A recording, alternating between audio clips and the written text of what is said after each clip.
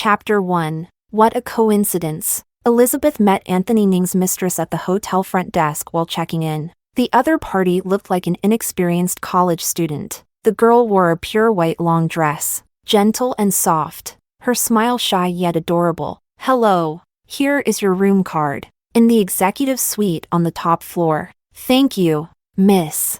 The girl took the room card, and the next second her phone rang. Elizabeth heard the person on the other end of the line speaking somewhat shyly. "Mr. Ning. I am already here. When will you come?" She was shy and timid, as if feeling quite embarrassed.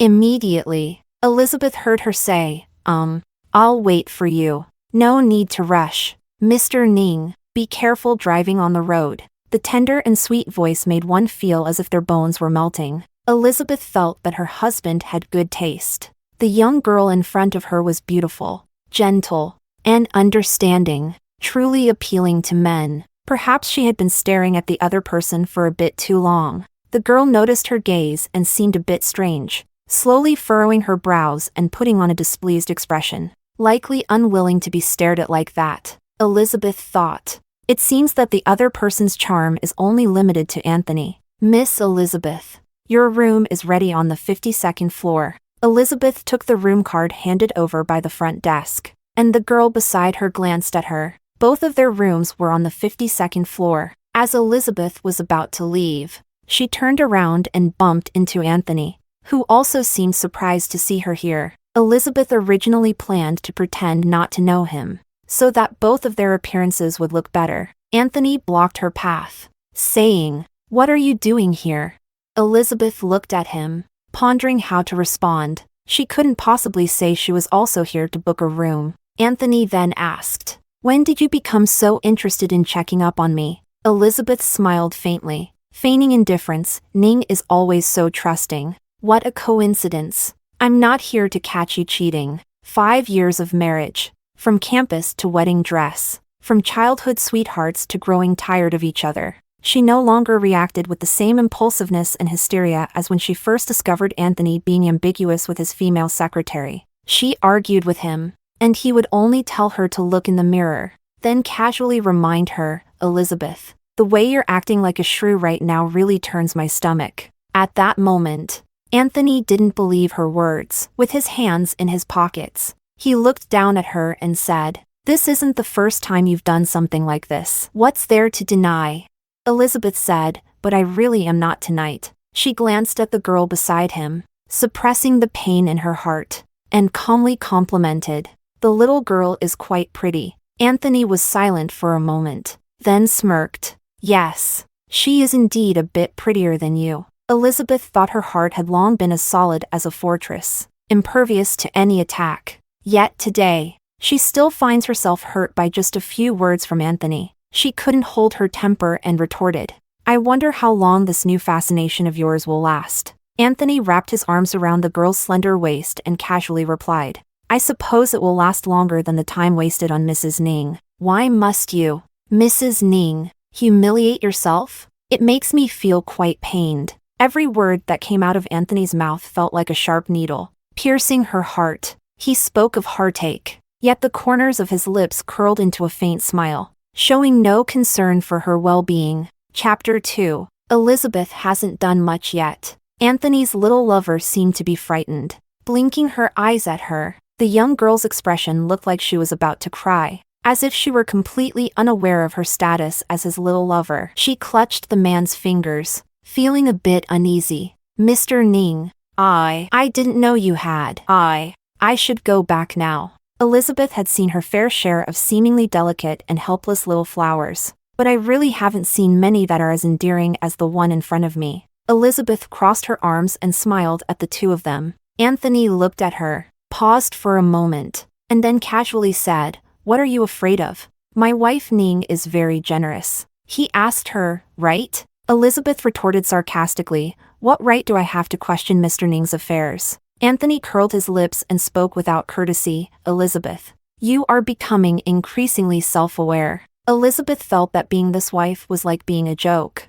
but she couldn't quite manage to smile. Even today, she couldn't understand how a man could change his heart so quickly. In the past, when they were in love, If she shed a single tear, Anthony would be heartbroken. Anthony didn't seem to intend to waste any more time. He turned his face to the girl beside him and said, "Let's go upstairs." After saying that, the man turned back and said, "Mrs. Ning, make yourself at home. Have fun." Elizabeth couldn't hold back her anger. "I should be quite happy. I'm here to book a room too." Anthony stopped in his tracks and looked at her deeply. "Is that so? It seems Mrs. Ning is quite fortunate." The tone shifted. "It's just that you shouldn't settle for anything less. You still have to be selective." Elizabeth couldn't tell whether he believed what she said.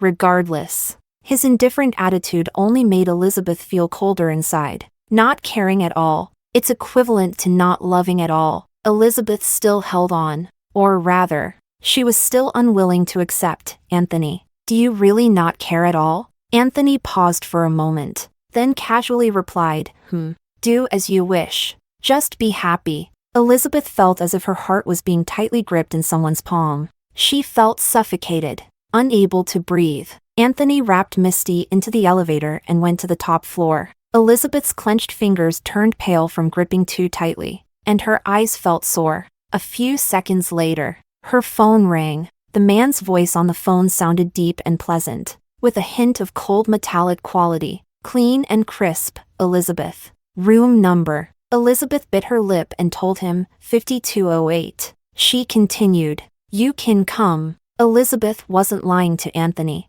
She had also made plans for today. She hadn't been mentally prepared at first, but now she had completely made up her mind. Elizabeth got on the elevator and only then realized that the top floor was the 52nd floor. She suddenly remembered that she had just caught a glimpse of the room card, 5209, in Misty's hand. It turned out to be in the next room. Elizabeth swiped her card and entered the guest room. The executive suite is spacious and bright, with a great view from the floor-to-ceiling windows. Elizabeth called Anthony, but he didn't answer and hung up immediately. Elizabeth clutched her phone, lost in thought. The door behind her beeped, and footsteps approached from afar. Then, her phone was snatched away by the man behind her and casually placed aside. The other party tightly held her wrist, pressing her against the floor-to-ceiling window. She lowered her head, the hot breath falling on her ear, stirring a wave of tingling sensation. Younger sister-in-law. "Sorry to keep you waiting." Chapter 3. Elizabeth felt a warmth coursing through her veins. The unavoidable breath made her start to retreat. She took a deep breath, and the moment she turned her head, the man grasped her chin, followed by an aggressive kiss. She was flustered. "There are moments when I want to back down." The man seemed to see through her intentions and gently bit her lip. "Regretting it?"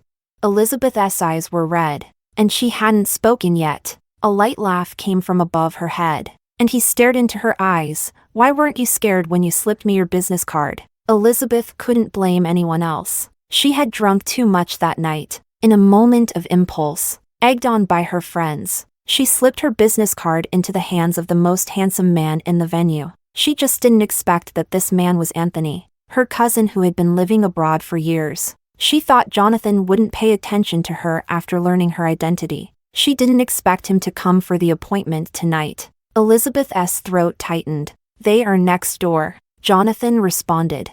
And then, he turned her face towards him, looking into her eyes, and asked, "Is it bothering us?" Elizabeth stared into his pitch-black eyes, feeling as if he could see right through her. In the past 2 years, Anthony has had a continuous stream of beautiful women by his side, and the number of his lovers who have made the news is countless. Jonathan then asked, "Are you going to remain chaste for him?" These words struck at Elizabeth's inner struggle. She paused for a moment, and in the next instant, she took the initiative to cup his face, standing on her tiptoes to kiss his lips. Between adults, even without love, things can still be passionate. Elizabeth didn't drink tonight, but she felt as if she were drunk. At the height of her emotions, she couldn't help but tighten her grip around his neck, her recently trimmed nails leaving deep marks on his body. In the second half, Elizabeth became somewhat distracted. Uncontrollably,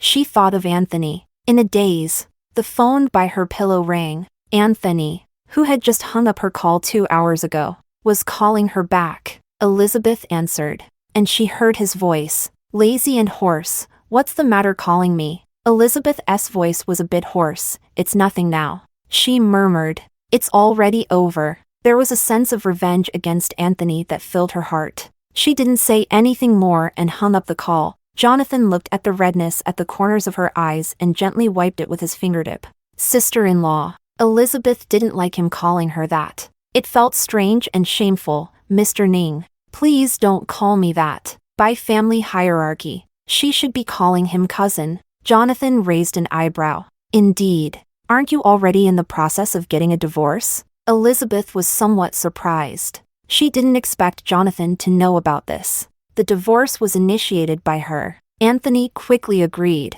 Moreover, he soon arranged for a lawyer and drafted the agreement. Of course, she was to leave with nothing. Even though they had not signed any agreement before marriage, there was no division of property. But as long as Anthony wanted, he could easily ensure that she walked away with not a penny from the divorce. It was something that the Elizabeth from long ago never imagined, that Anthony would use his incredibly powerful team of lawyers against her. Truly, there was no mercy. There are no feelings left at all. Chapter 4. Elizabeth went to take a shower and changed into a clean set of pajamas. However, it wasn't long before she was pulled back into Jonathan's embrace, and the passionate kiss quickly returned. It wasn't until much later that things finally calmed down completely. Elizabeth felt exhausted all over, uncomfortable and sweaty, but she was too tired and sleepy to get up and take another shower. She sat up groggily, still not having left the bed. He suddenly grabbed her wrist, his deep voice falling beside her ear, carrying a hint of cold metallic quality. Where are you going? Elizabeth hoarsely said. To take a shower. Jonathan asked her. Do you still have the strength? Elizabeth had no strength left and didn't reply. She was carried by him to the bathroom. The two of them took a shower together again. Elizabeth's face was already flushed, unsure if it was the scalding steam that made her blush or if it was because she hadn't been this intimate in a long time. She didn't even dare to tell anyone. Anthony hasn't touched her in a long time. He has also returned home less frequently in the past 2 years. And each time he comes back, he hardly engages in such activities with her. At first, it lasted for half a year. Elizabeth was still very troubled, feeling embarrassed to bring it up in front of her friends. It seems like he doesn't even want to touch me anymore. Have I really become that unappealing? I can no longer arouse his interest. Her friends could only offer symbolic comfort, saying Anthony must be blind. Elizabeth was troubled for more than half a year, but has only recently started to feel a little better. At this moment, she was so exhausted that all she wanted to do was fall asleep. But she suddenly heard Jonathan's voice. Your stamina isn't great. Elizabeth blushed, but then thought that she would never have any relationship with Anthony's cousin again. So she simply pretended she hadn't heard. Woke up from a deep sleep. There is no one beside Elizabeth anymore. However, there is a piece of paper on the bedside. Woke up. Sent a message. Found you a lawyer. Elizabeth stared blankly at the beautiful words, not understanding what Jonathan meant. Are you going to help her with the divorce lawsuit?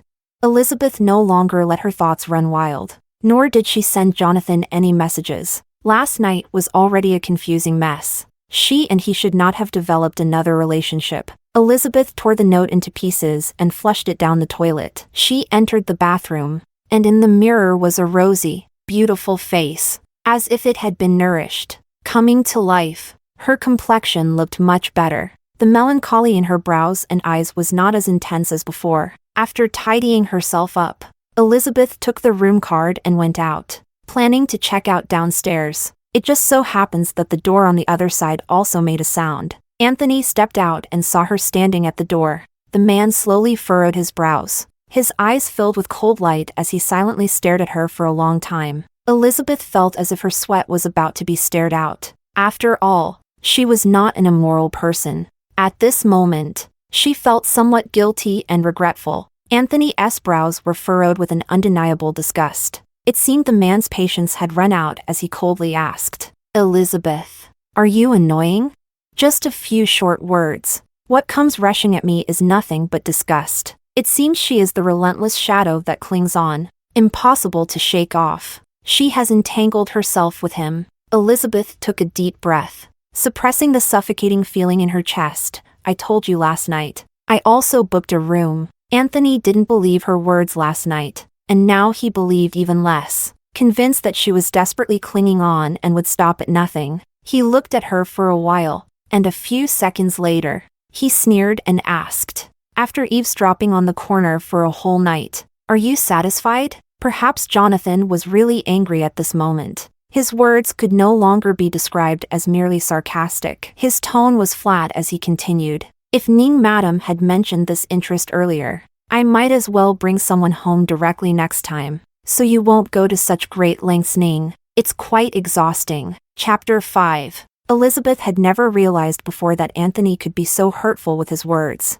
There were no rude words, not even a single curse, but his words were so acerbic that she couldn't stand it. She felt as if her heart had long been wounded and bleeding from his words. Yet she still couldn't help but feel sad. The phrase "things have changed" was vividly embodied in her and Jonathan. Elizabeth endured the sting and retorted, "Anthony, you don't need to get carried away. I won't remain chaste for you." Anthony looked at her with a half smile. "Is that so?" Elizabeth nodded, "Of course. After all, you said you wouldn't interfere in my private life." This was indeed what Anthony had said to her when she first saw the newspaper. When Anthony was holding the arm of a female star. "Aren't we all just playing our own games?" She still remembers these 7 words very clearly. Anthony looked her up and down. "Maybe," he continued, "next time, don't book the same hotel. Otherwise, it's hard not to let people misunderstand." Elizabeth smiled. "What a coincidence." Anthony said, "The coincidences happening to Mrs. Ning are simply too many." Elizabeth remained silent, unsure of what else to say. Perhaps it was because no matter what was said, Jonathan would not believe it. She couldn't be bothered to say anything. She glanced at the girl next to Anthony, whose eyes were like those of a fawn, dark and shiny, and at that moment seemed to be looking at the two of them with a hint of unease. She tightened her grip on his arm, not intending to let go. There was no longer the shame of realizing she was a third party last night. Instead, she leaned against him like an ordinary delicate flower. Elizabeth looked at her, as if she saw a reflection of her former self. She used to be like this. As she was leaving, Misty met her gaze, smiling as if in provocation, then quietly pointed to her own neck. Elizabeth looked over, noticing the obvious, mottled love bites on her snow-white, delicate skin. It was clear that she had been loved fiercely. Elizabeth found it amusing. She really did laugh out loud. It wasn't until those two walked away that she slowly stepped into another elevator. Elizabeth's car was parked outside. After checking out, she walked out and saw Misty again. Anthony probably had to leave early. The arranged driver had not yet arrived to pick her up. Elizabeth passed by her, not intending to speak to her, let alone act as a defiant main wife. However, the favored little lover became quite arrogant. In stark contrast to her obedient and docile demeanor in front of Anthony, she called out to Elizabeth, "Miss Elizabeth." Elizabeth stopped and turned to look at her. "What do you want?" Misty said, "Mr. Ning's favorite person right now is me. So please let go." Not loving is just not loving. A marriage without feelings is like chewing on a tasteless steamed bun. Very unappetizing. She stood in the sunlight, her fitted white dress accentuating her slender waist. Indeed, she is young, beautiful, and radiant. Anyone who sees her would like her. Misty smiled, her words dripping with pride. "You just saw it too. Mr. Ning really cares for me. And you, I know too. He hasn't been home for a long time." Elizabeth responded with a sound of agreement. She did not refute. Then she untied the scarf around her neck, not caring much, and casually said, "I have one too." Chapter 6. Misty opened her eyes wide, looking at her in disbelief. "You?" Elizabeth smiled at her. "Misty, it's really impressive that you think you can compete to marry Anthony in the future. However, being his wife isn't all that great." Misty wasn't really paying attention to what she was saying. She couldn't help but feel excited. "Aren't you afraid I'll tell Mr. Ning? Do you think he would still want a wilted flower? Besides, this is still an affair during marriage." Elizabeth found these words only amusing, especially since these words were spoken by Misty. It sounds like Misty is unaware that she and Anthony are already in the process of getting a divorce. She seems to know nothing about it. You can go tell him then. Elizabeth couldn't care less. I don't need you to say it. I will tell him myself. Of course. Elizabeth wouldn't be that foolish. She doesn't plan to get herself into trouble. Moreover, she mentioned this morning that Anthony never really listens when it matters. Elizabeth didn't linger too much with Misty. On her way home, she received a call from Anthony's assistant again. Madam, Ning is urging you to return to the old residence tonight. Don't be late. Every month, there is a family banquet at Ning's house. Every time, Elizabeth has to pretend to be a loving couple with Anthony in front of the elders, maintaining a facade of peace.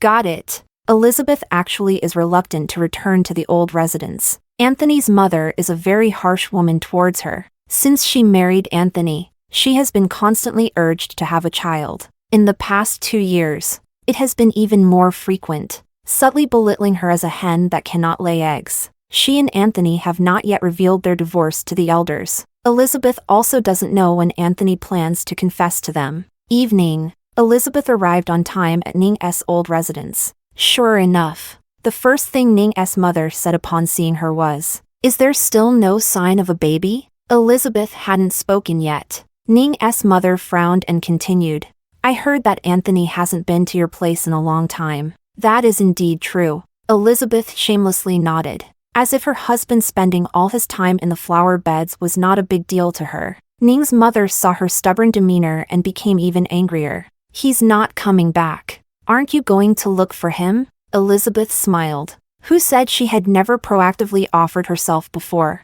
All she received in return was a single insult. At that time Anthony rarely came home, but he slept in the study. She changed into a camisole and knocked on his door. Anthony glanced over and said, "Ning, madam, I'm truly sorry. Lack of interest is just lack of interest. Even if you're naked in front of me, I have no desire." Chapter 7. Elizabeth. You have been married into the Ning family for so many years now. Over the years, we have never treated you poorly in material terms. Have we? Just think about it. You still don't have children. Is that reasonable? You have no idea how harshly people outside talk. Perhaps you don't care about your reputation, but we Ning family still values our face. If it really doesn't work, you should step aside and let someone else take over. Ning mother spoke these words very calmly, her voice not raised at all, giving her enough dignity. Elizabeth was just about to speak when Ning mother continued,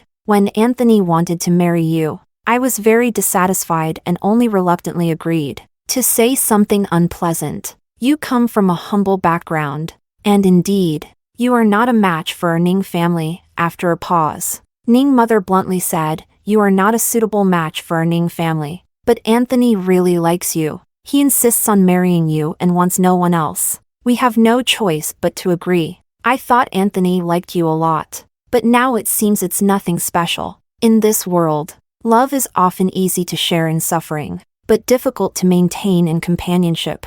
No matter how loyal and steadfast love is, it cannot withstand the ravages of time." Just a few years later, the man who once could not live without her has already become so cold-hearted and unfeeling. Only Elizabeth remained in place, constantly questioning herself about the reason behind it all. Why treat her this way? Why say he loves her so much and then change his heart so quickly? Listening to Ning's mother, Elizabeth forced a smile, her lips curling slightly. "Mom, you can say these things in front of him, but I have no say in this divorce." Ning's mother had already said it in front of her son, but he was as stubborn as ever. Ning's mother snorted coldly, not continuing with her harsh words. When Anthony returned, he saw his mother and wife exchanging glances, both wearing displeased expressions. He casually tugged at his tie, walked over, and asked with a smile, "What grand play is happening here?" Ning mother saw her son and was filled with anger. "Just seeing you annoys me. How old are you? Still causing such trouble?" Anthony smiled and said a few comforting words. Ning mother's mood improved somewhat, and she didn't say anything more, as there were other matters to attend to. Anthony then turned to Elizabeth. "Did you have a fight with my mom?" Elizabeth looked at him. In fact, over the years since their marriage, his appearance hadn't changed much. Still as handsome as ever. "It's just a heart. so dark that even she cannot understand it. She came back to her senses. Mom is urging us to have a child. For these past few years, the pressure to have children has always fallen on her shoulders. She had never mentioned this in front of Anthony. But tonight, she simply couldn't hold it in any longer. Perhaps it was Ning's mother's words that stirred her memories. In my memories, my heart and eyes are filled with her youth. How did it end up like this now?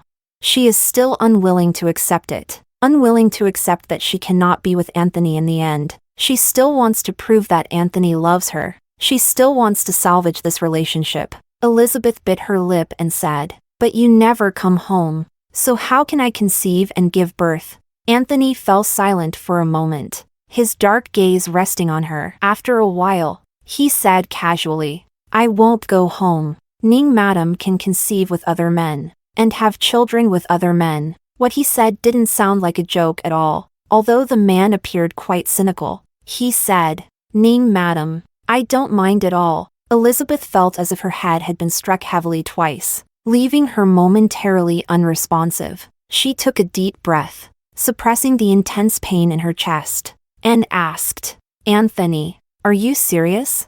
Anthony stared at her. "What's there to joke about in this kind of situation?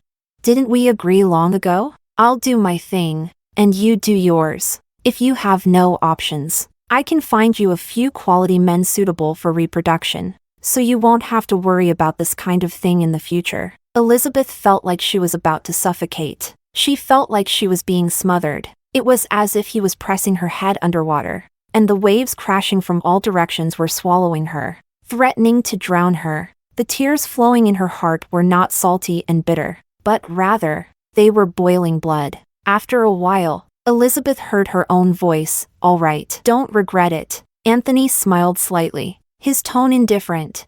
"How could I? You're overthinking it, Ning madam." In that moment, Elizabeth suddenly remembered that last night, Jonathan hadn't taken precautions because they ran out. She had originally planned to take a contraceptive pill. She had been so busy that she forgot. It seemed it wasn't necessary at all. Chapter 8. Elizabeth said in a tentative tone, "Oh, well, since we tried it last night, perhaps your mother will get her wish soon." Anthony looked at her deeply and said, "Not bad. It's not without its own skill." Then he said, "Let's go. It's time to eat." Many people came to the old residence. Almost all the main family and the younger generation from the collateral branches were present. Ning the old master sat in the main seat, and there was an empty spot at the dining table. The old master didn't say anything, and no one dared to move their chopsticks. "Jonathan hasn't arrived yet. Let's wait a bit longer." Not long after the words fell, there was movement outside the door. After a while, a man in a black coat appeared in front of everyone. Jonathan has been abroad for many years and rarely shows up. The family of Ning has always shown great respect for this grandson, who is the old master's favorite. "Sorry, I'm late." The man seemed to carry the chill of the outside air with him as he casually draped his coat over the back of the chair and sat down in the empty seat across from Elizabeth. Elizabeth felt somewhat unable to face him. She didn't know why, but she always felt that Jonathan was watching her. She avoided his gaze. Ning the old master said, "You just returned to the country and haven't had a proper rest for a few days. There are many matters at the company, and you can't neglect your health." The old master's words are incredibly biased. However, the others at the dinner table also dared not say anything, nor did they even dare to have opinions in their hearts. Who let this be the most promising child of the Ning family? The overseas business in his hands has more than tripled, capturing most of the overseas market. In the entire Ning family, only the current Anthony resembles him a bit from back in the day. Jonathan said, "Grandpa, you can rest assured. I have it under control." Old Master Ning reluctantly felt at ease, but this child had never caused him worry since he was little, except for one thing. "Aren't you dating anyone yet?" Old Master Ning pressed his lips together. "At your age, you should be dating someone approaching 30. Not so young anymore," Ning the old master said as he looked towards Anthony and Elizabeth. "You, even Anthony who is younger than you has been married for several years. You should have considered personal matters long ago, just in time for this trip back. I won't be leaving again." I'll have your mother introduce you to a few suitable young ladies from good families. What the old master cares about the most is his grandson's marriage. Jonathan, who has always been indifferent to matters of love, surprisingly did not oppose this time. He said, "Grandpa, I already have someone I admire." Ning, the old master, was shocked. Really? Why not bring them home to take a look? Jonathan glanced at Elizabeth as he spoke, then said calmly, "Sure, just a little later." Chapter 9. Ning, the old master, was extremely happy to hear this. It doesn't matter if it's late, as long as there's someone you like. With his good conditions, how could the young girl not like him? Cousin, haven't you won her over yet?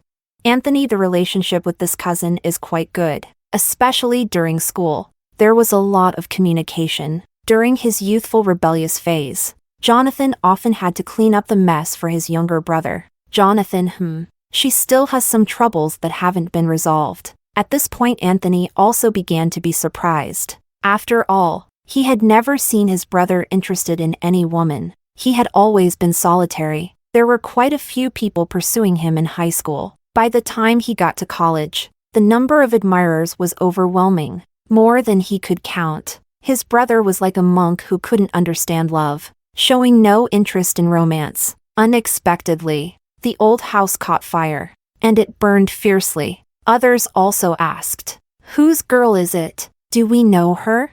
Have we seen her?" "You will know later." Jonathan didn't say much, and they didn't dare to ask more. Elizabeth kept her head down, a bit lost in thought. She didn't expect Jonathan to have someone he liked. So why was he still with her?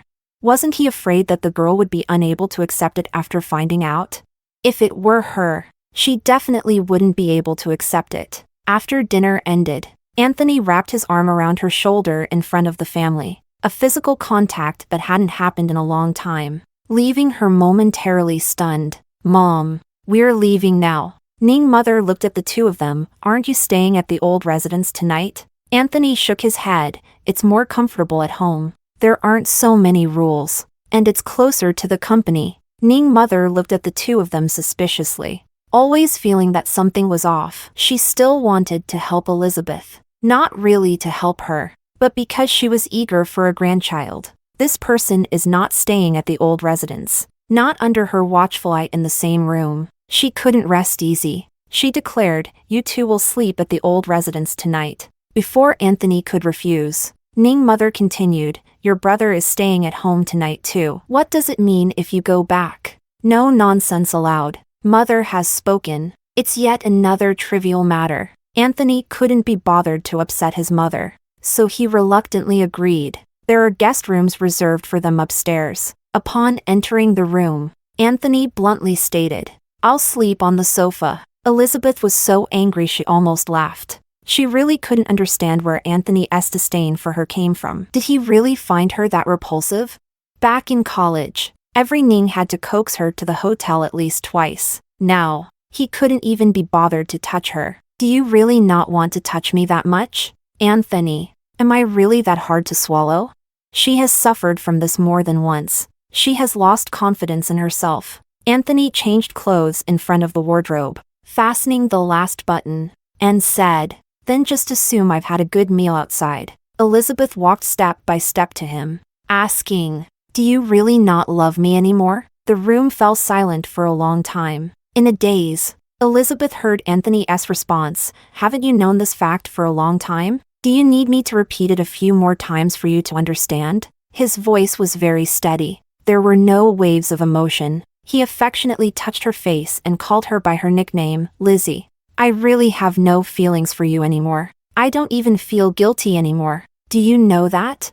Chapter 10. Elizabeth hadn't heard Anthony call her Lizzie for a long time.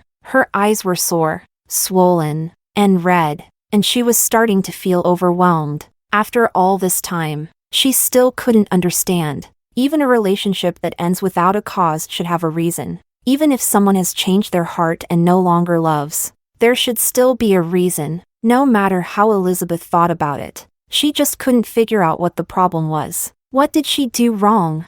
Elizabeth sniffed, forcing the tears back in her eyes, and asked, "Anthony, can you tell me why you don't love me anymore?" What did I do wrong? Can you please clarify it for me? The man's pitch-black eyes fixedly gazed at her, seeing her with tears shimmering in her eyes. The man seemed to show a flicker of emotion, or perhaps it was just an illusion. Elizabeth felt that his silence lasted an eternity. After a long time, in her daze, she heard Anthony say calmly, I don't know. Maybe he's just tired of it. There will always be younger, prettier, and more innocent women than you. Elizabeth felt a heart-wrenching pain upon hearing these words, and she couldn't help but shed tears. She had a somewhat absurd thought that these words sounded so reasonable, so realistic, and so easily accepted by others. She did nothing wrong. It's just that she was no longer young enough, not pretty enough, and had lost his sense of novelty. The once vibrant moonlight turned into worthless imitation pearls. Reality is like this. Simple and straightforward. Elizabeth nodded, I understand. She raised her hand and wiped away the tears on her face to make herself look less disheveled. One sentence has become tiresome, and indeed it left her with nothing to say. Elizabeth felt that she should also move on, rather than clinging tightly to the memories of her past with Anthony. Those trapped in memories are the most hopeless, but Elizabeth found it difficult to console herself. After all, it was a relationship that had lasted so many years. The countless memories weighed down on her, making it hard to breathe. Elizabeth felt a chill run through her body. She shivered and listened closely, her voice trembling. It was you who pursued me. You chased me for so long. Is it really that easy to give up someone you liked so much? Anthony said at that time that he fell in love with her at first sight. From freshman year to senior year, he pursued her for a full 3 years. Anthony fell silent for a few seconds, tugged at the corner of his mouth, and said nonchalantly, so back then, I was a jerk. With that said, Elizabeth had nothing more to say. The sofa was a bit small for him to sleep on at night. The sofa was small, and with his long legs, he couldn't stretch out. Elizabeth didn't humiliate herself by asking him to sleep on the bed. She was just about to crawl into the covers when the phone screen on the bedside table lit up at an inopportune moment. It is a message. The number has no notes, but Elizabeth knows who sent the message. She opened the text message. Jonathan, come to the next room. Chapter 11. Elizabeth took a deep breath of cold air, trying hard to remain calm. She did not make a sound, afraid that Anthony would notice something was wrong and look over at her. But then she thought, Anthony really didn't care about such things, nor did he care if she had someone special outside. Elizabeth wanted to pretend she hadn't seen anything, but she was also afraid to not respond at all. She was a bit scared of the situation being exposed. Elizabeth looked down, typing slowly, I need to sleep. Jonathan, come over and sleep. Elizabeth wondered if Jonathan really knew what he was talking about. Suppressing her irritation, Anthony is here too. In the next room. Jonathan smiled when he saw those words. He had just finished showering, wrapped only in a bathrobe, and casually replied, next to you? Elizabeth felt as if he could see right through her, just when she was feeling flustered and didn't want to reply at all. The quiet Anthony finally spoke. Who are you chatting with? Your expressions are so vivid. Elizabeth put down her phone, feigning calm. Is there? Anthony stood up, slowly approaching the edge of the bed, looking down at her. There is. Your lips are all bitten raw by yourself. Elizabeth would unconsciously bite her lower lip whenever she felt nervous and anxious. She didn't even realize this habit at first. It was Anthony who noticed it first. Later, she gradually overcame this bad habit, but occasionally she would still do it. Elizabeth turned her face away, avoiding his gaze. There's no one, just a friend. To be honest, Anthony doesn't really believe it. Elizabeth doesn't have many friends, just a few, and he knows them all. He suddenly raised his hand, gripping her chin, forcing her face to turn. Really? Elizabeth felt very uncomfortable and pushed his hand away. Really? Anthony listened reluctantly and said calmly, I hope it's not some troublesome bad peach that has come knocking. Elizabeth was also quite impressed by Anthony's occasional sharp insights. She continued to maintain her facade of calm. Anyway, you don't care, so don't ask too much. Anthony was silent for a moment, then nodded. That's true. Elizabeth clutched her phone and said defiantly under his gaze, I'm going out to take a call. Anthony, feel free. Elizabeth casually grabbed a coat and wrapped it around herself as she stepped out the door. As she hesitated at the door of the adjacent room, the door inside suddenly swung open. Jonathan grabbed her arm and pulled her inside. Elizabeth was startled, but fortunately, she didn't scream. Otherwise, both she and Jonathan would have been finished. The coat that Elizabeth was wearing fell to the ground, revealing the delicate slip dress underneath, outlining her exquisite figure, slim waist and long legs, with fair skin. Any man who sees her would be unable to remain indifferent. Jonathan was indeed able to hold back. He said, "Don't you want to come over?" Elizabeth was clearly still very nervous, her brows and eyes unable to relax, showing that she had something on her mind. She was evidently still not skilled enough at secretly meeting others. There was still a bit of moral tugging in her heart, especially since this person was her husband's brother. Elizabeth found it even harder to get past this hurdle, regretting it no matter how she thought about it. Jonathan gripped her wrist with a bit of force. The pale, slender wrist immediately bore red marks. Jonathan said, "The old residence has good soundproofing. He can't hear anything." Chapter 12.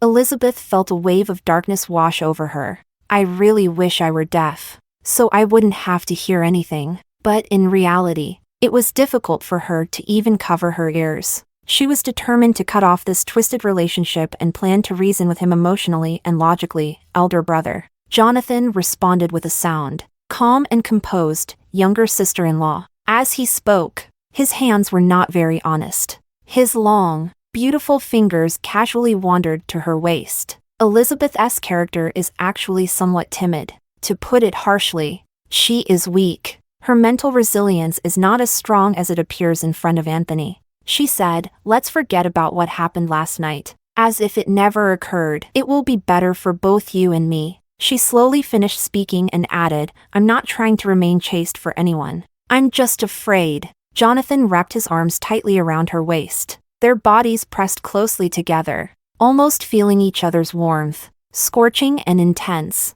Elizabeth heard her own heartbeat, thumping loudly, so nervous it felt like it might jump out. Jonathan, he leaned down and kissed her lips, playfully biting her just enough to sting, not breaking the skin, but still painful. He said, "If I had known this mouth only spoke words I didn't want to hear, I would have kissed you the moment I walked in, just to shut you up and avoid the annoyance." Elizabeth couldn't withstand the teasing and felt her face flush from his words. Her cheeks were burning, and the feelings inside were strange. She always felt that she couldn't jump from one fire pit to another. Now her relationship with Jonathan was one that couldn't see the light of day. And wouldn't it still be a relationship that couldn't see the light of day in the future?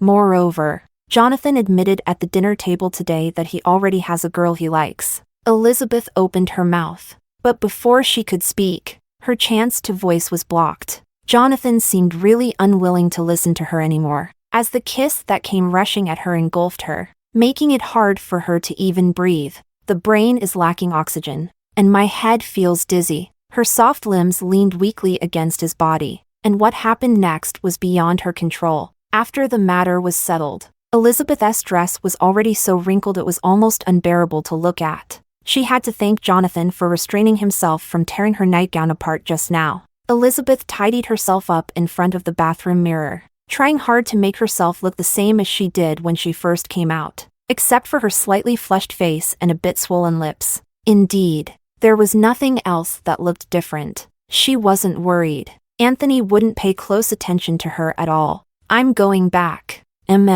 Elizabeth walked to the door, her steps pausing again. She glanced at the time on the wall. It was 2 in the morning. An hour and a half had already passed. Elizabeth felt a sudden headache. Talking on the phone with a friend at 2 in the morning for an hour and a half seemed a bit excessive. But now she could only grit her teeth and continue to use this excuse. The moment she unlocked the door, Jonathan looked at her back and said, "I am serious about helping you find a lawyer for the divorce lawsuit." Elizabeth. Think about it. Chapter 13. Elizabeth didn't want to think about it. There's no such thing as a free lunch. Who knows what Jonathan would want her to exchange for it? Elizabeth gripped her phone tightly and returned to the guest room.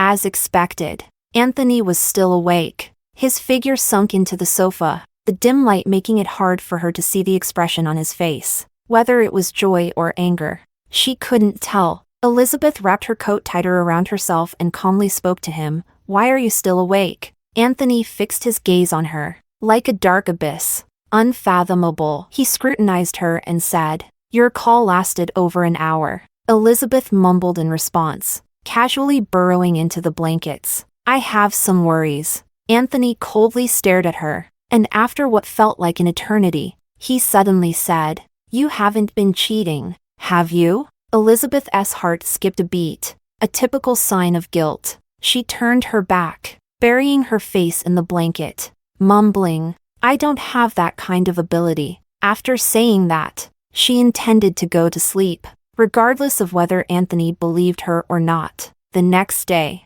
Elizabeth quickly returned to the villa she shared with Anthony. This was their marital home, but Anthony hadn't stayed there in a long time, not even for routine matters. She still remembers how he used to cling to her, and after getting tired of it, it turned out he could despise her to this extent. Elizabeth has nothing to do today either. She is very busy and needs to meet with her lawyer. She found a lawyer herself and wants to file a divorce lawsuit against Anthony. It would be best not to make it to court. It would be quite embarrassing for both sides. The feedback from the lawyer hasn't been very good. They all say her situation is very passive, and if it comes to a lawsuit, they have almost no chance to fight back. Elizabeth said, "It's okay. First, help me contact my husband's lawyer consultant and ask if they can draft a divorce agreement together." In recent years, Elizabeth has mentioned divorce to Anthony several times. She tried to use divorce as a means to retain him,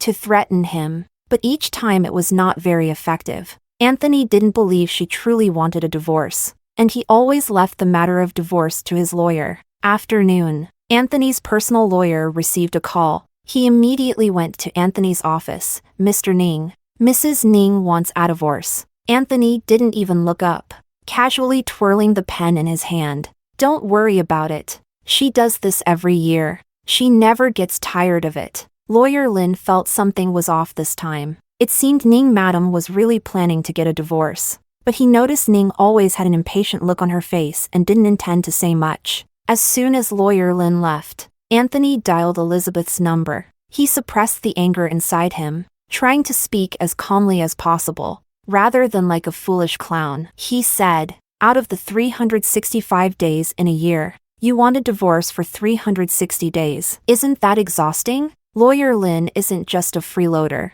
He has many big cases to handle. "Ning Madam, it's better not to add trouble for your benefactor. Everything you wear, eat, and use, isn't it all bought with my card? Just calm down." Elizabeth didn't expect that such a small matter would even alarm Anthony. Shouldn't he be eager to have his lawyer draft the divorce agreement for her?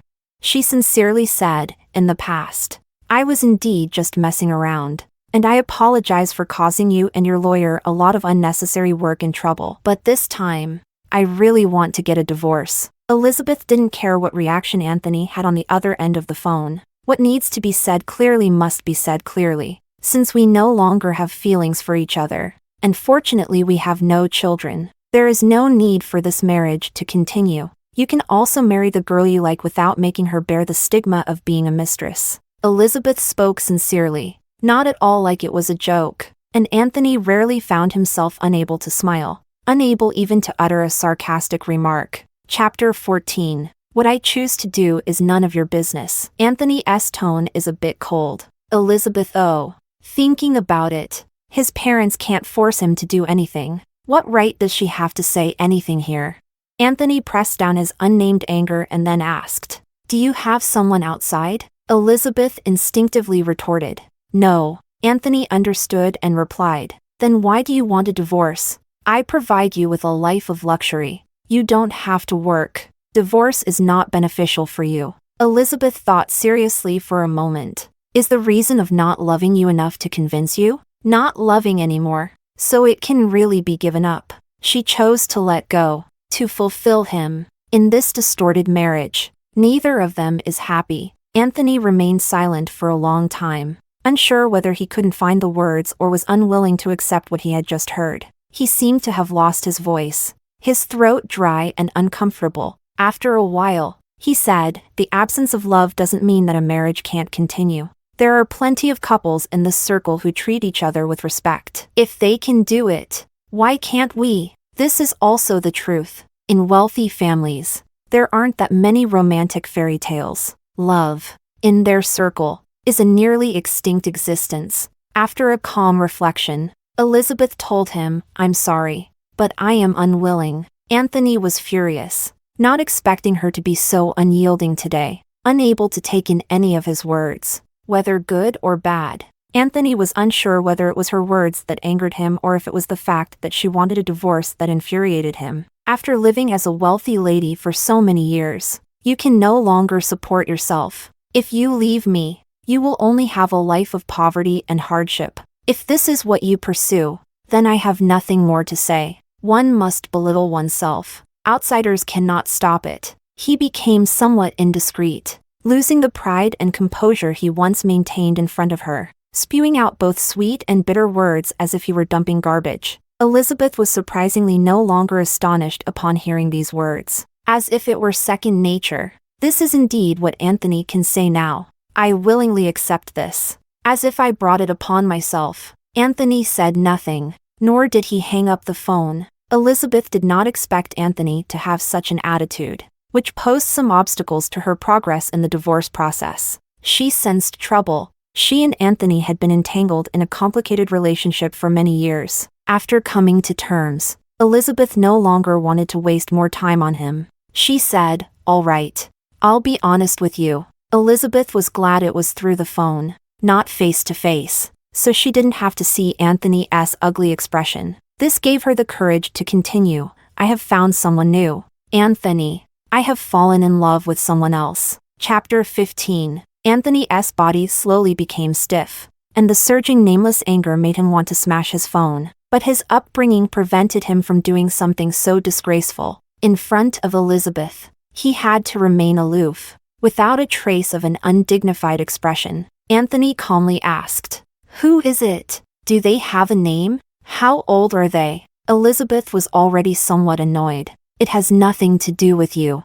Anyway, he is much better than you. Unfortunately, Anthony did not have a mirror in front of him, so he couldn't see how hideous his expression was. He asked, can he satisfy you? Despite Elizabeth repeatedly telling herself not to care, she still felt a sense of humiliation. She knew that her image in Anthony's mind wouldn't be very good.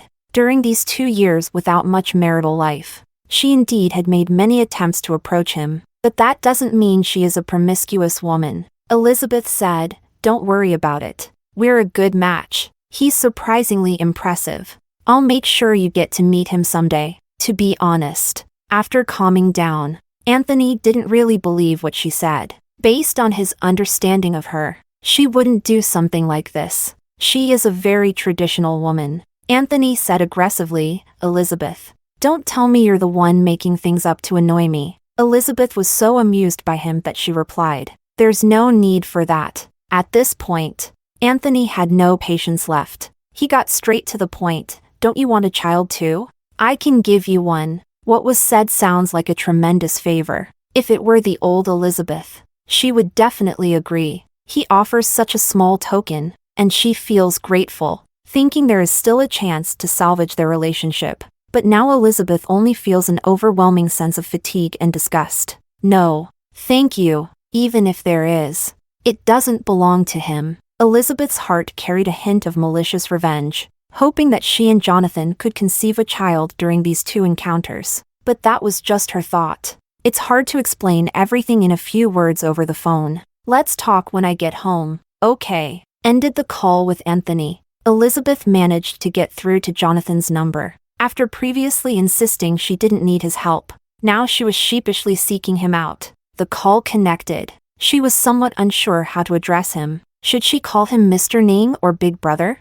Time was pressing, and when Elizabeth finally spoke, her tongue felt tied. She blurted out, Big Brother Ning. After a few seconds, she heard a low chuckle. It seemed she had amused the other party. Go ahead. Elizabeth let out a sigh of relief, then said, I need your lawyer's help. My divorce case might not be easy to resolve. Jonathan agreed readily, without any additional conditions. He said, "Sure. I will have my lawyer contact you as soon as possible." Elizabeth felt a sense of relief and kept thanking him. She thought that she still didn't want to be thrown out. After investing so many years of youth, it would indeed be a bit of a loss if she received no compensation at all. Living is not just about fighting for food, but also about maintaining one's dignity. But soon Elizabeth thought of something very critical. She hesitantly spoke up, "Your lawyer. Anthony should know him as well, right?" She sighed, "Otherwise, let's just forget it.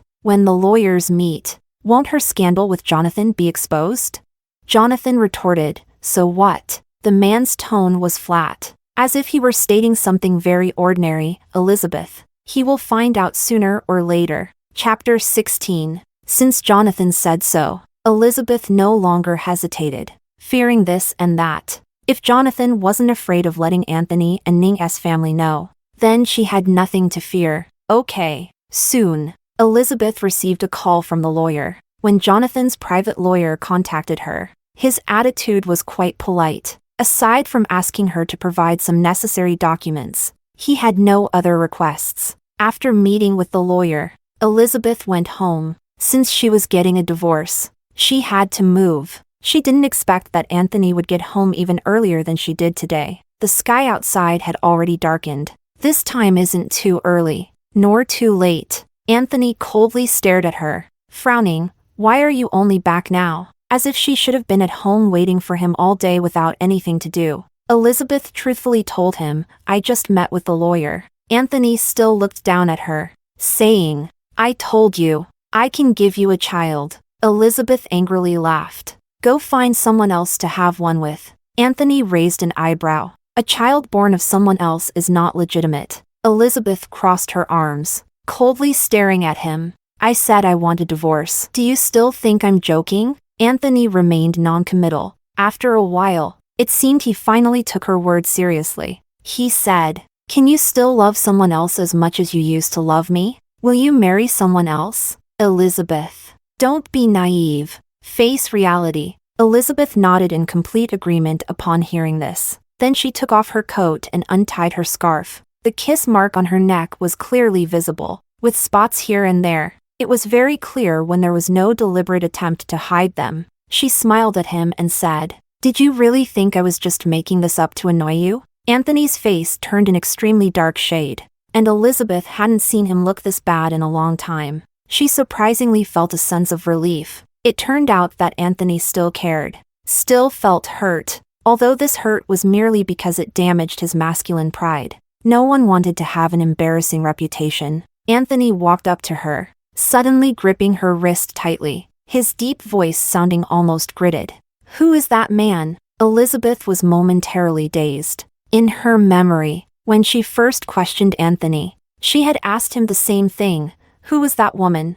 Now the roles were reversed, and Elizabeth wondered if Anthony's feelings were the same as hers back then. She smiled nonchalantly. "You'll find out." Anthony looked at her smile and abruptly released her hand. As if even touching her was disgusting, he seemed to have calmed down, feeling that such an angry interrogation made him appear like a jealous husband in a fit of rage. So he returned to his cold demeanor. "Elizabeth, don't let this drive you crazy." Her eyelashes fluttered, thinking she had long been as solid as a fortress. Still, Anthony had a way of making her feel as if her heart had turned to ashes with just a single sentence. She curled her lips into a smile. "Innocent, you too." Anthony seemed not to intend to stay overnight, as if he had completely lost interest in her. Then let the lawyer handle the divorce agreement. "Elizabeth, think it over. I won't give you a single cent in compensation," Elizabeth said, "then I'll see you in court." Anthony hesitated for a moment, then added, "I can pretend I saw nothing today, as long as you give up the idea of divorce." Elizabeth forced a bitter smile. "Anthony, you really are able to let go, aren't you?" Anthony asked, "Do you want me to care?" "That's fine." "Elizabeth, I'm very angry. How could you be with another man?" "So, are you happy with this attitude now?" Elizabeth couldn't take it anymore and grabbed a cushion to throw at him. Get lost. Chapter 17. After that day, Elizabeth and Anthony had not been in contact for nearly a whole month. The divorce matters were all handed over to the lawyer. But the progress seemed to be not very smooth. The other party's lawyer was not very proactive. To put it simply, the other party was stalling and had added many unfair conditions to the divorce agreement. No one could accept this. It was clearly a deliberate difficulty. All of this was within Elizabeth's expectations. But what surprised her was that Anthony's lawyer actually did not know that her lawyer was Jonathan's. This also gave her a certain amount of breathing room. This past month hasn't been completely uneventful. It seems that the flurry of admirers around Anthony has quieted down quite a bit. There haven't been any more tabloid headlines about him, and even at various social gatherings, he hasn't had a female companion by his side. He seems to have become much more ascetic. Ning's mother still thought that the couple's relationship had improved. She felt an immense sense of relief and even began to see Elizabeth in a more favorable light, believing that she wasn't entirely useless. When a man settles down, children will soon follow. The family of Ning is unaware that the couple has already reached the level of lawyers meeting lawyers regarding their divorce, which is about to be brought to the forefront. However, at the family dinners held every month, they still appear together, maintaining the image of a young couple deeply in love. Anthony will remember what she doesn't eat and what she loves to eat. At family dinners, he would also be very considerate and help her peel the crab meat. Elizabeth would also care about his health, reminding him not to overwork himself. However, this month's family dinner, Elizabeth's thoughts were clearly unsettled. Her menstrual period had already been delayed for several days. Her period has always been very regular. It comes on the exact day,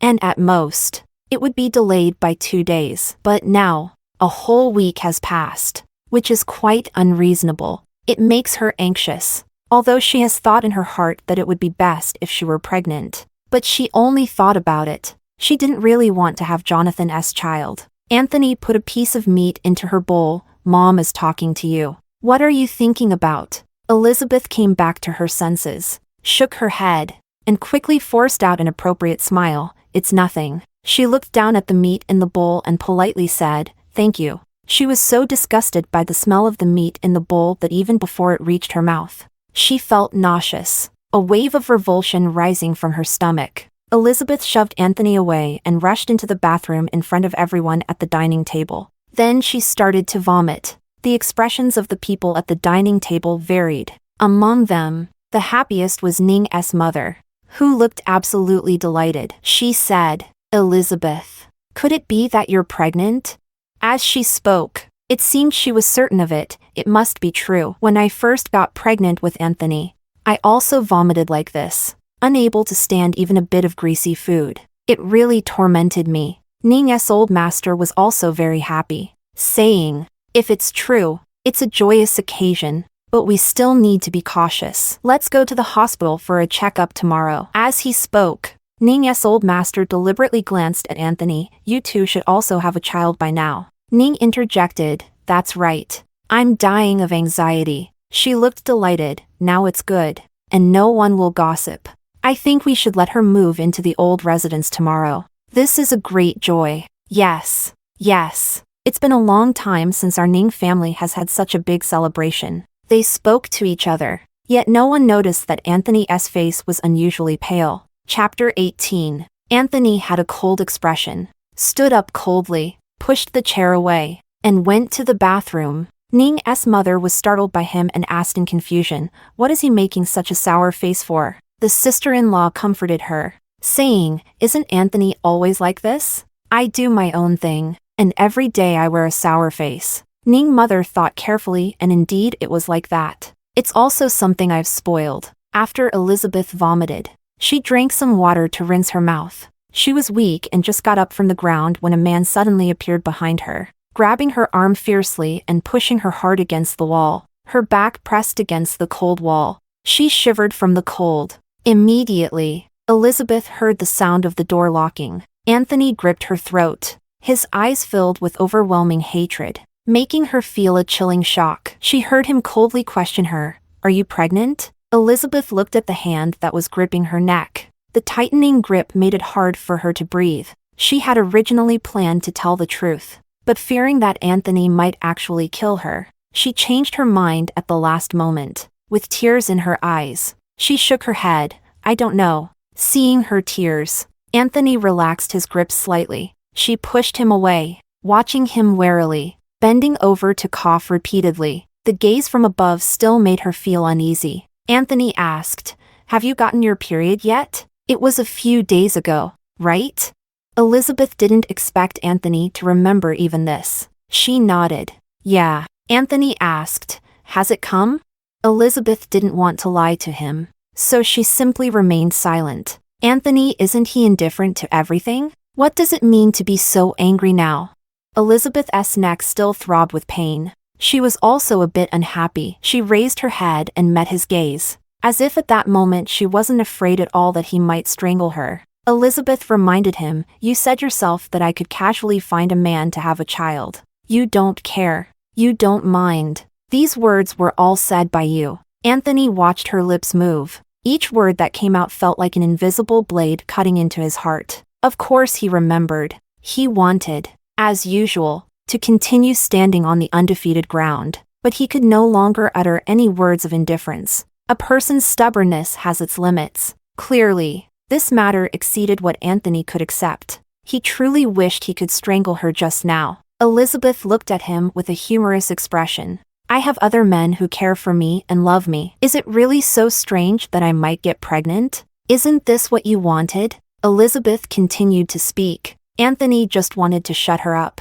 He forced out 2 words from his throat, "Shut up." Elizabeth refused to be quiet. She looked at Anthony's distressed face and smiled faintly. "So you do care after all." Both of them spoke in deliberately lowered voices. They were still afraid of being overheard by people outside. There was a knock on the bathroom door. With Ning's mother outside. "Why did you lock the door?" "Anthony. How is she? Hurry and take her to the hospital for a checkup." Chapter 19. The door inside was opened. Ning's mother looked at the expressions of the young couple and couldn't see anything wrong. Her attitude towards Elizabeth had visibly improved. "Lizzie, how are you?" Elizabeth remained silent. Anthony helped her speak. "It's nothing." Ning's mother quickly instructed, "After you finish eating, go to the hospital for a checkup." "This is a good thing." There was no joy on Anthony's face. He said, "Maybe." Ning's mother gave him a nudge. "What kind of attitude is that?" Anthony felt a bit weary and rubbed his temples. "Mom, Lizzie and I still have things to discuss." Ning, how could mother not know? She thought the two of them were rekindling their relationship. But now they are as inseparable as glue. All right. If you really are pregnant, don't hide it. The family is all blessing you. Even your elder brother said this is a good thing. Anthony absent-mindedly murmured. He pulled Elizabeth's arm outward, not using too much force, yet ensuring she wouldn't break free. "Go to the hospital. I'm not full yet." Anthony let out a cold laugh. "Can you still eat?" Elizabeth looked at him and retorted, "Why can't I eat?" She was feeling a bit reckless now, deliberately rubbing her belly in front of him. "Maybe I have 2 in my belly now. So what if I eat a bit more?" Elizabeth seemed to think Anthony's expression wasn't grim enough, and continued to fan the flames. "I'm fine being hungry. But don't let my child go hungry." Anthony couldn't even smile, and he didn't want to say a word to her. Back at the dining table, Elizabeth continued to eat and drink as usual. However, Anthony barely touched his chopsticks. To others, his demeanor seemed like the discomfort and panic of someone who might soon become a father. Finally, Elizabeth slowly finished her meal. He pulled the person out eagerly, his hands shaking so much that he could barely drive. Anthony was furious as he called the driver, demanding him to come back immediately. Elizabeth watched him lose his composure, remaining indifferent. Jonathan's unexpected appearance only heightened her fear. "Anthony, let me give you a ride." Anthony truly didn't expect his usually aloof older brother to be so warm-hearted tonight. He didn't think much of it and was indeed anxious at the moment. "Thank you, big brother." Jonathan gave a meaningful glance at the woman beside him, while Elizabeth kept her head down, not daring to meet his gaze. Jonathan said, "Not a bother. It's what I should do." The last 4 words clearly meant something different to Elizabeth. She felt extremely guilty, as if there were bugs crawling inside her heart. She could only lower her head and stare at her toes, remaining silent. Jonathan's car was parked in the yard, and his driver was waiting. Anthony glanced at Elizabeth, who was pretending to be calm, and his anger flared up. He opened the passenger door and said, "I'll sit in the front." Elizabeth climbed into the back seat without a word. Sitting close to the window, Jonathan sat beside her. The car moved forward at a steady pace, heading towards the hospital in the darkness. After a while, Elizabeth heard Jonathan unexpectedly ask, "Are you pregnant?"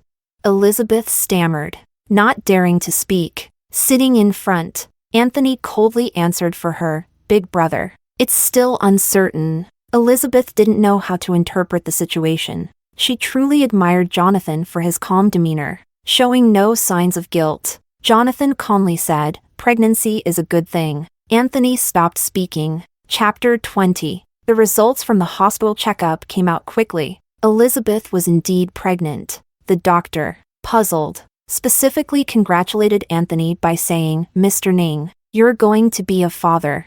The child is about 4 Ning weeks along. In Ning about a month." Anthony held the hospital's diagnosis report, staring at the words on it as if he could bore a hole through the paper. He let out a cold laugh. His gaze towards Elizabeth filled with mockery. Elizabeth originally felt a bit guilty and couldn't lift her head.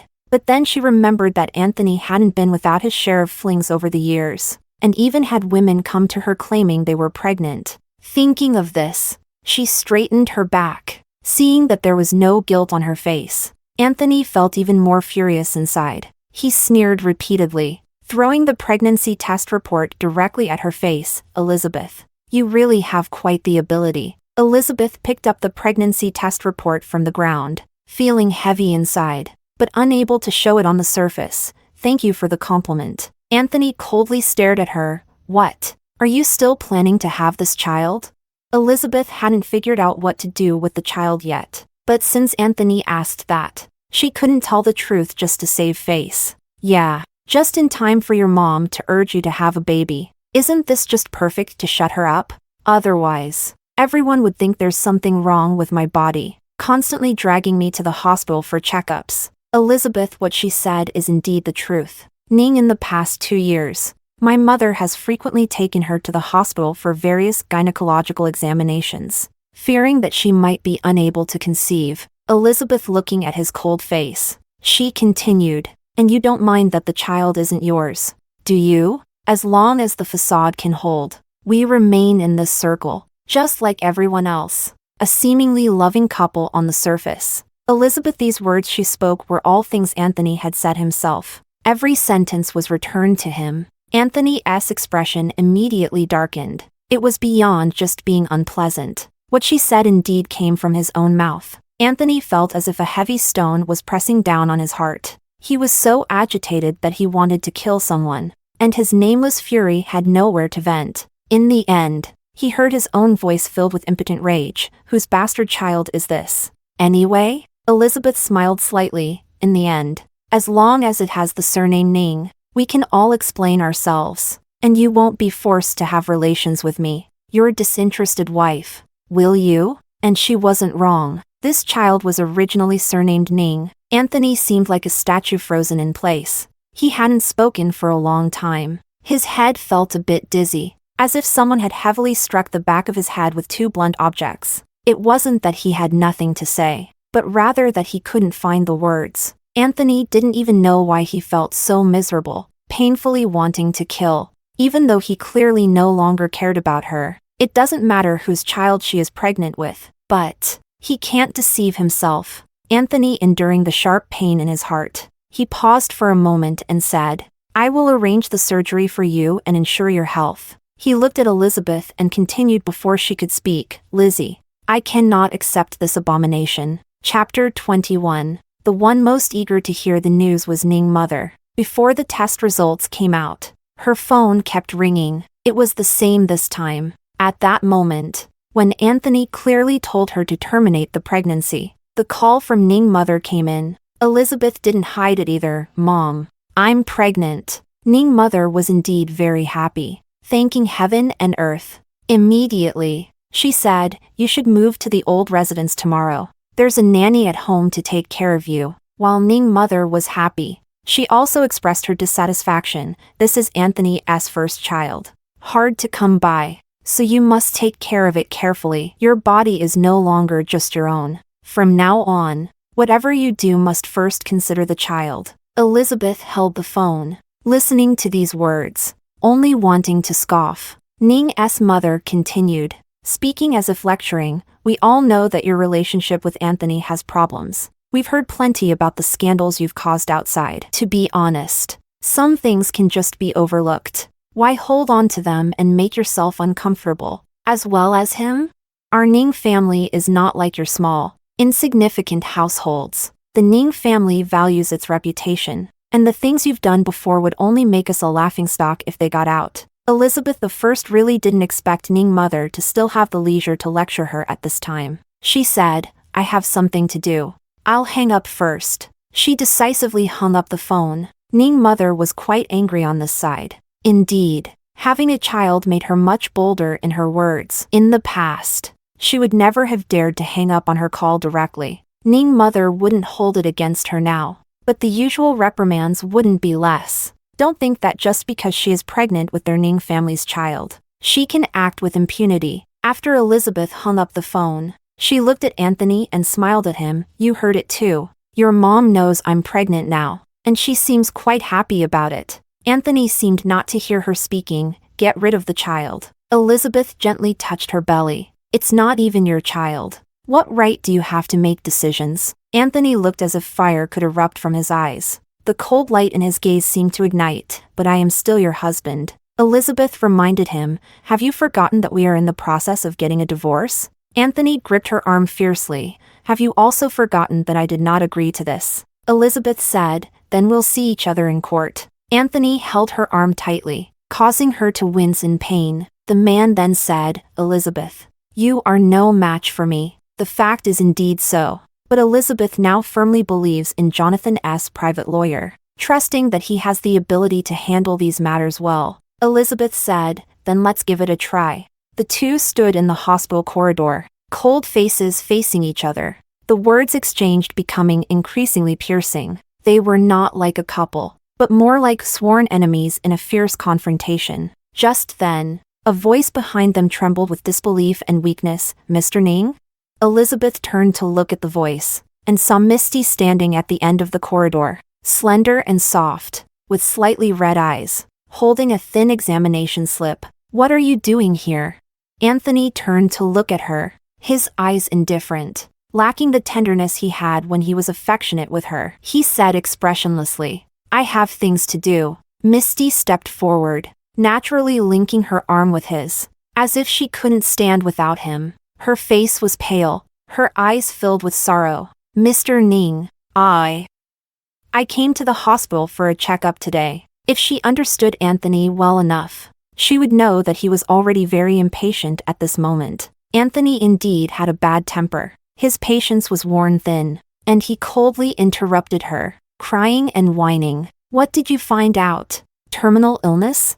Chapter 22. Misty stood there in a daze upon hearing Anthony's words, as if she had never known this man. Feeling a sense of unfamiliarity, Misty cried silently, her tears like pear blossoms in the rain. She took a deep breath and said, I'm pregnant. Her expression was very innocent as she looked at Anthony, hoping to receive an answer from him. Misty was certainly not just an innocent college student. She needed to hold on to Anthony tightly, knowing that he and his wife had been married for many years without having children. Given his status, position, and age, it is impossible not to want children. Misty is taking this risk today because she has the plan of relying on her mother's status. Elizabeth felt a complex expression on her face upon hearing what she said. She wanted to smile, but in the end, she couldn't. She looked at Anthony and joked, Anthony, your mom should be thrilled now. After she finished speaking, she turned to leave. Anthony, without thinking,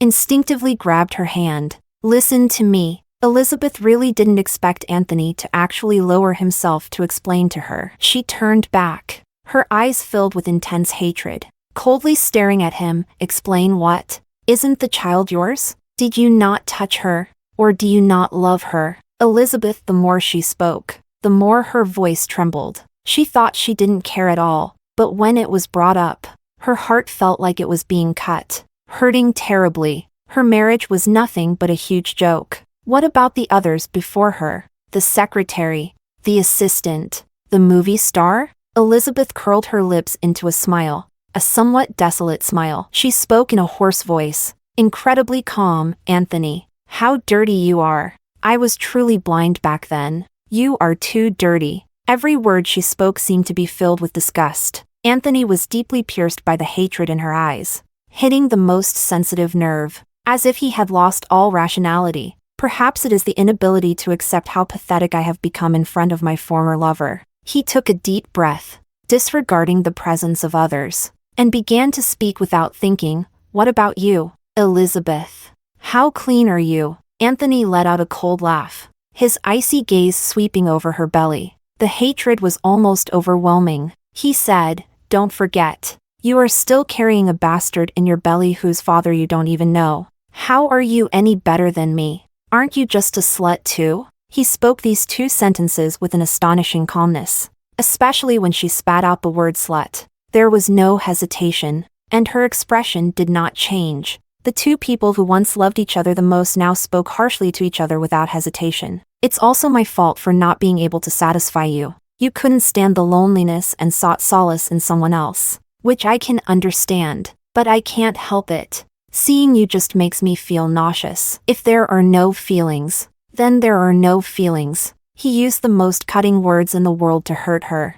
as if seeing the tears on her face would bring him some relief. It can vent his anger and frustration, allowing him to express feelings he has nowhere else to release. Elizabeth stared blankly at the man in front of her, listening intently to every word he said. After a long time, she heard her own voice. "Anthony, I am too." Chapter 23. Elizabeth finished speaking and left the hospital without looking back. On the other side, Misty was still in the hospital, timidly hiding in the back, not daring to breathe. She had never been treated by Anthony like that before, and now she felt a bit scared. Taking a deep breath, she said, "Mr. Ning, I'm pregnant." She wasn't lying, nor was she being manipulative. When she found out she was pregnant at the hospital, she was very surprised. She hadn't been with any other man, and this child is undoubtedly Anthony's. "I'm really pregnant. You know, you were my first man.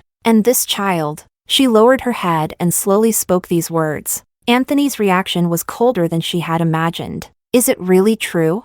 She nodded, displaying a look of not knowing what to do, her eyes brimming with tears. Feeling wronged, Anthony let out a scoff. "Then you should give birth to it." Misty was more shocked than happy. She truly hadn't expected that Anthony would so readily allow her to give birth to this child. So he must have some feelings for her, right?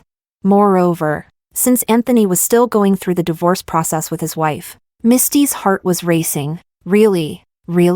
Mr. Ning, I'm not ready at all." She started to speak in a disjointed manner. Anthony glanced at her, his tone indifferent. "Don't you have Lin Zhu's contact information? Go find him later. He will arrange everything." Misty felt a flutter of anxiety in her heart, as if things were not as optimistic as she had imagined. Elizabeth came out of the hospital and found Jonathan's car still parked outside. She planned to ignore it, but the man slowly rolled down the window. "Get in." It was hard for Elizabeth to pretend she didn't see him. She got into the back seat. Jonathan wordlessly took the examination report from her hand, and after a while, Elizabeth heard him say, "I will take responsibility." Elizabeth didn't want him to take responsibility at all. It was a mutual affair, and there was no need for him to take responsibility. As for how to handle this child, she had a plan in her heart. "Big brother, this is an accident. You don't have to take responsibility." Jonathan stared at her. "Elizabeth, is it really that hard for you to accept me?" Elizabeth met his gaze, and surprisingly found herself at a loss for words. Her silence was enough to make Jonathan feel displeased. "Driver, take the car back to the old residence." The man spoke, and the driver dared not to respond. "Yes, Elizabeth does not plan to return to the old residence. Going back means having to see Anthony's mother's face. Isn't she just asking for trouble?"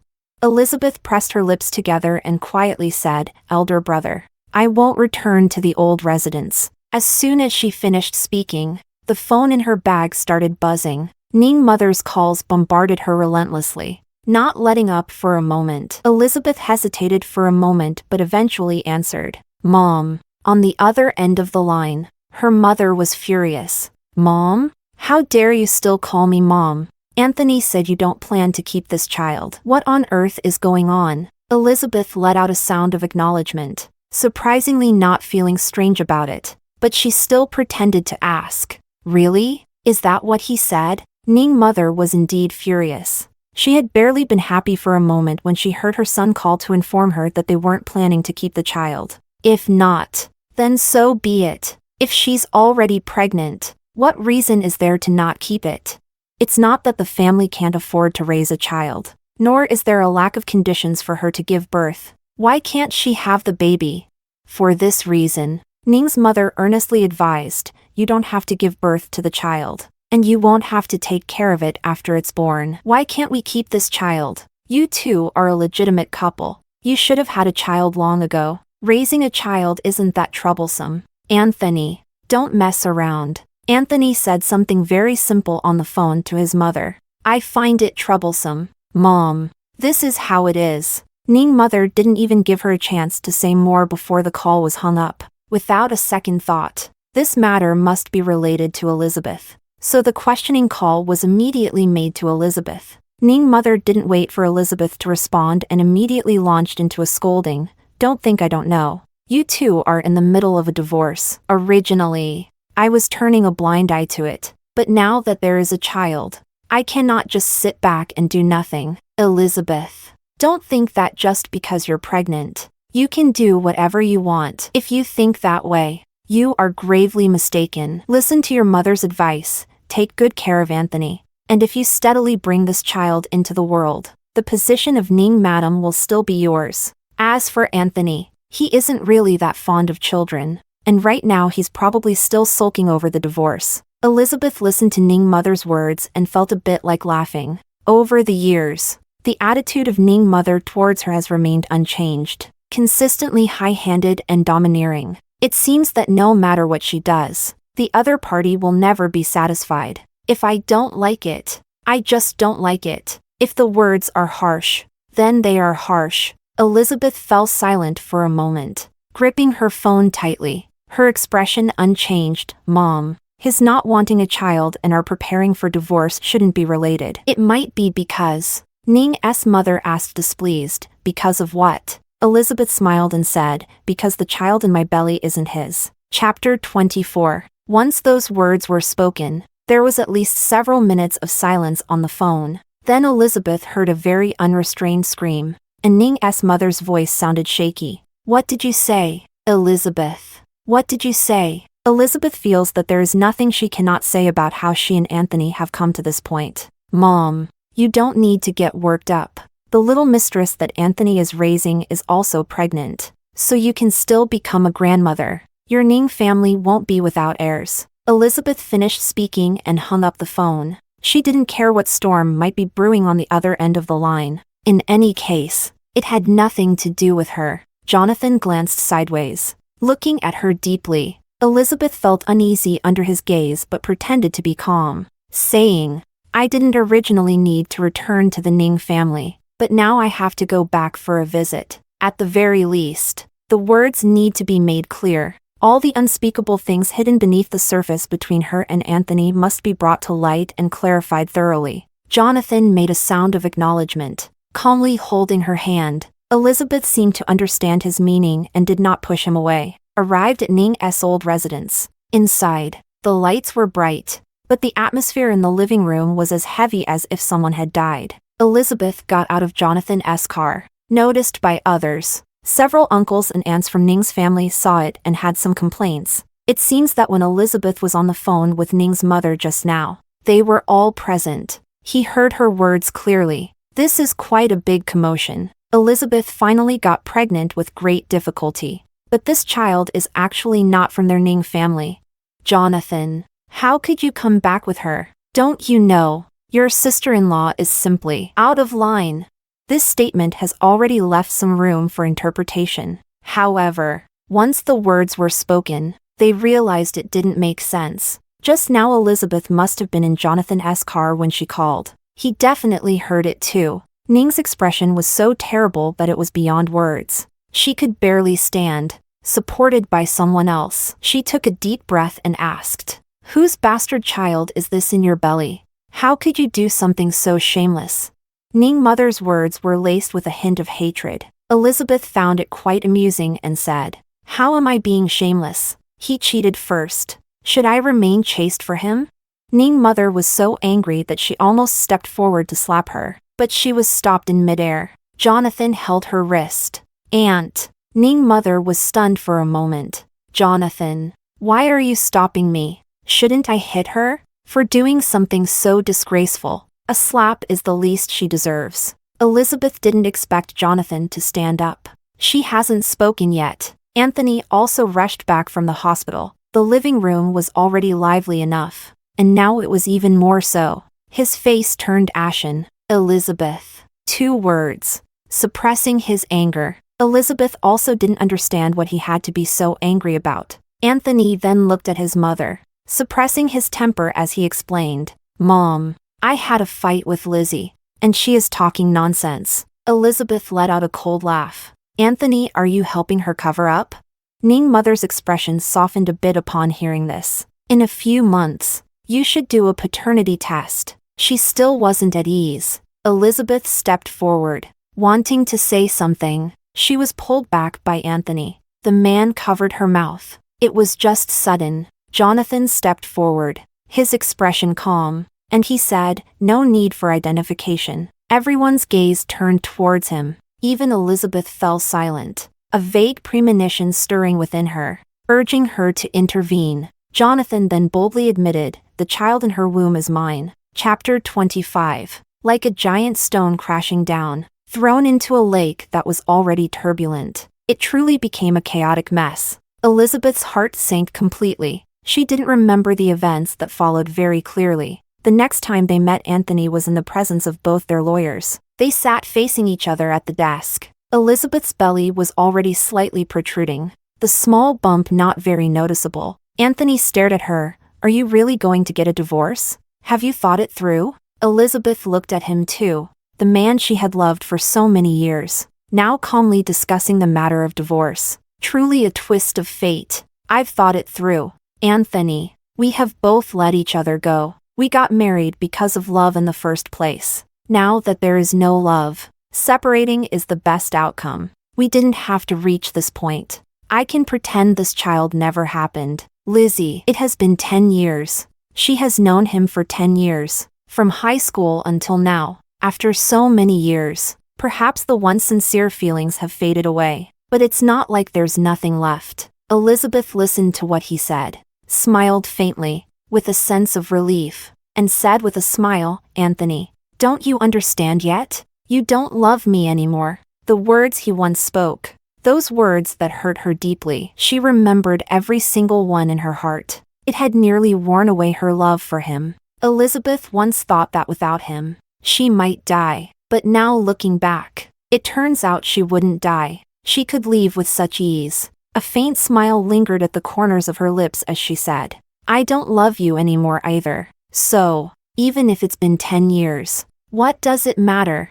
Anthony felt a dull pain in his heart, as if belatedly realizing it, like being stung hard by a wasp, piercing into the already festering wound of his heart. He began to feel pain. The pain was unbearable. It felt as if the blood in his body had frozen. Who knew that a single sentence could carry such devastating power? Anthony found himself at a loss for words, wanting her not to sign the divorce agreement, hoping she would reconsider. What was on the tip of his tongue turned into a weapon that would wound them both. "Lizzie, my brother doesn't love you either." Elizabeth smiled, as if no one could ever love her. She picked up the pen on the table, her hand pressing down on a completely unequal divorce agreement. If she signed it, she would gain nothing. House, car, fixed assets, money, nothing at all. Not even a penny in alimony because there are no children between them. 10 years of youth, exchanged for nothing, but Elizabeth still felt it was worth it. She smiled and said, "Just sign." Elizabeth had already signed the divorce agreement first. Without hesitation, without doubt, resolutely, firmly, and indifferently. She wrote her name neatly, more seriously than when she got married. Anthony stared at her for a long time, wanting to see through her. The bloodshot veins in his eyes were also very noticeable. After a long while, he picked up the pen on the table, signed on the other side like flowing clouds and water. Once the divorce agreement is submitted, it will soon take effect. Then all she needs to do is to get the divorce certificate at the Civil Affairs Bureau. The process of divorce was much smoother than Elizabeth had imagined. The lawyer was of no use because she wanted nothing. When she received the red divorce certificate, Elizabeth felt a sense of relief. She hadn't felt this relaxed in a long time. Walking out of the Civil Affairs Bureau, Elizabeth saw Jonathan standing by the roadside, seemingly waiting for her for a long time. Chapter 26. The news of Elizabeth and Anthony's divorce quickly spread within the circle. Even faster than that was the news of her hasty marriage to Jonathan. But what circulated more widely was that Jonathan had transferred all his shares into her name. This was something that simply did not happen in their circle. Everyone was marveling at what kind of charm Elizabeth had. To have captivated someone as aloof as Jonathan. They probably did not have high hopes for this relationship. They thought it would end soon or lead to divorce. Yet just a few months later, it was heard that Elizabeth had given birth to a beautiful and adorable girl. Jonathan held a grand celebration for their daughter's full moon banquet, inviting guests without hesitation, proudly bringing Elizabeth to attend the event and introducing her to his friends and family. Elizabeth was still Mrs. Ning, but this time, she had a devoted husband who loved her wholeheartedly and a lovely daughter. As for Anthony, he seemed to be doing well too. He had never lacked for casual flings, and the number of people in and out of his bed was countless. However, in recent months, things had calmed down. He had a steady girlfriend, which likely meant he had truly fallen in love. Otherwise he wouldn't have kept her around for so long. It's just that no one will ever awkwardly bring up Elizabeth in front of him again. After all, when they got divorced, it was said to have been quite a messy affair. On the day of Elizabeth's daughter's full moon celebration, Anthony was out drinking with friends at a newly opened club, bustling with people. In comparison, the private room was much quieter. I don't know who had too much to drink. My brother went to Elizabeth's bastard child's full moon banquet today. As soon as these words were spoken, the private room fell silent. Everyone more or less knew about the incident where Elizabeth slept with Anthony's older brother, but no one dared to ask about it in detail. Now it seems someone has made it clear. You've had too much to drink. Hurry up and shut your mouth. I haven't had too much to drink. By the way, I've heard that child is quite good looking. All right. Just shut up already. Anthony held his wine glass, casually sitting in the shadows, tilting his head back to drink it all in one go. Suddenly, he spoke up. Oh really? How good looking is she? Others, hearing his tone, thought he wasn't very concerned, and laughed, saying, I saw her once. A delicate little dumpling, loves to smile, particularly endearing. Not sure who she takes after. Yes. Elizabeth doesn't smile either. And Jonathan isn't one for small talk. This child is quite likable. Anthony listened with a somewhat distracted mind. Doesn't she love to laugh? No, she used to love to laugh. But that was a long time ago. In high school, she loved to laugh. Even the coldest jokes could bring a bright smile to her face. Later, she often smiled at him too. After they got married, he indeed lost the sense of novelty. He lost the initial, pure love he had for her, along with his patience. How fickle men can be. He never expected that he was one of those people. Chapter 27. Anthony now could only hear fragments about her from others. Sometimes he felt ridiculous. To become what he is now, it is purely his own fault. He cannot blame anyone else. Anthony suddenly found the wine in front of him to be tasteless. The atmosphere in the private room felt oppressive and dull. He stood up, expressionless, and said, You all drink. I'll leave first. After he left, the others looked at each other in confusion. Look, it's all your fault for saying the wrong thing. No way. I think Ning has long stopped caring about Elizabeth. After all, she really put a solid hat on Ning. Moreover, Ning hasn't run out of people around him. I think he still quite likes the girl he brought out last time. A young and pretty girl who knows how to handle things is much better than the one we got tired of at home. What do you know? Another person scolded. I see Ning brother hasn't come out. Don't mention Elizabeth next time. It's bad luck. Elizabeth and Anthony have not seen each other for a long time. Elizabeth has not returned to Ning's old residence. Even after marrying Jonathan, she no longer needs to go back. Jonathan blocked everything for her. No one would point fingers at her anymore, and no more storms would reach her ears. She has a very lovely daughter and a husband who is somewhat family-oriented. Elizabeth doesn't know whether her choice is right or wrong, nor does she know how long she and Jonathan can last. Her current husband is taciturn, and actions speak louder than words. He comes home early every day to take care of their daughter and her. Elizabeth doesn't know much else, but Jonathan truly loves this child. When their daughter wakes up in the middle of the night, it is he who gets up to prepare the formula and feed her. He takes care of her personally, without leaving it to anyone else. Elizabeth has very few worries. She is wondering whether Jonathan really likes her. Is he marrying her just for the sake of the child? However, at her age and with her experience, it seems a bit childish to ponder this issue. She never asked, but Jonathan seemed to have figured it out. He said, Elizabeth, I will not marry and have children with someone I do not love. In a nutshell, it was concise and to the point. She thought she had nothing to be dissatisfied with. Yet occasionally, she would still think of Anthony, and there would be a hint of regret. If only the first person she had met was Jonathan. When her daughter was 3 years old, Elizabeth met Anthony again. The ex-wife and ex-husband had a long-awaited encounter. Her daughter had reached the age of being lively and mischievous, no longer as well-behaved as when she was babbling. She felt that her daughter's quirky little temper was more like her own. Her daughter was still a little clingy, always wanting hugs and kisses. Elizabeth could never refuse her little girl's coquetry. That day, the little girl clung to her, in front of everyone, wrapping her arms around her neck. Mommy, I want a kiss. Elizabeth had no choice but to smile indulgently and kissed her on the cheek. The little girl leaned her other cheek closer. Mommy, I want more. There were many people in the elevator, but she was not afraid. Only after exiting the elevator did she kiss her daughter again. The young girl was finally satisfied.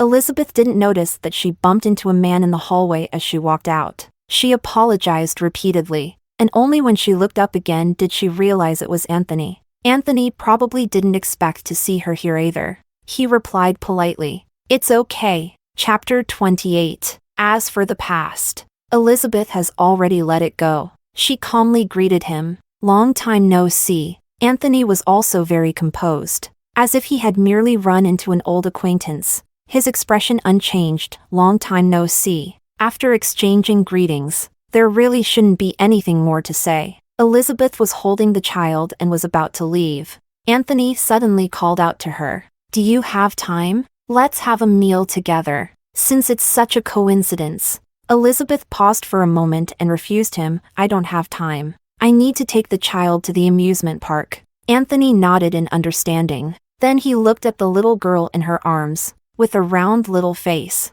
pale and soft. Very cute. Your daughter?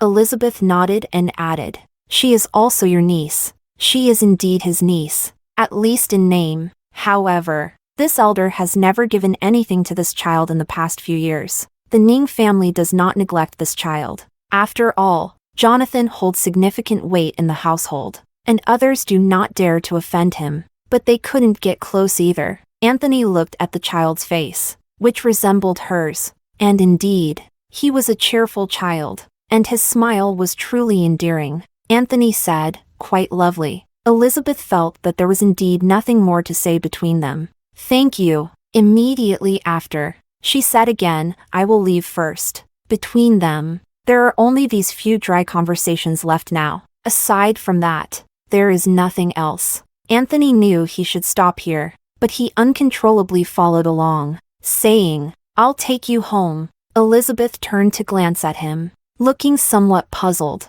She didn't understand why he would say such things. She appeared much more relaxed in her expressions than before. There was no more fatigue, no more haggardness, and no more sorrow. There were no tears. She smiled and said, No need. She patted her daughter's head and said, "Her father is here to pick us up."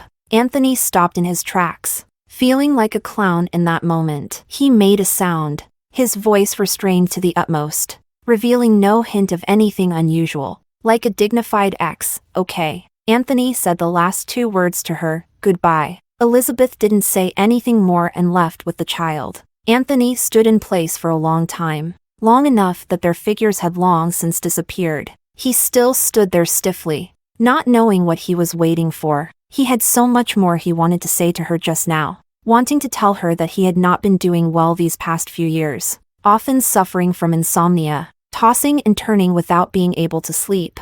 "I always dream of her. I dream of the time we spent in high school. I dream of her in a school uniform, standing in the sunlight, foolishly smiling at him. I dream of her wearing a white wedding dress during the wedding, sweetly smiling at him. Later, I dream of her tears, tears the size of beans continuously fall down. Yet he remains indifferent, watching coldly. In the end, I dream of her moving further away from him, step by step leaving his world. In the dream, he calls out to her desperately to stay, begging her to turn back and look at him. When the dream awakens, the pillow quietly becomes soaked. He is still his cold, indifferent self. Anthony knows that nothing can go back to the way it was. The love that comes too late surges forth, but it is far too late. Even if he regrets his past choices and is in unbearable pain, it is all in vain. She has a new life now. This time, the one who remains stuck in the past is himself. He is like a person with a terminal illness,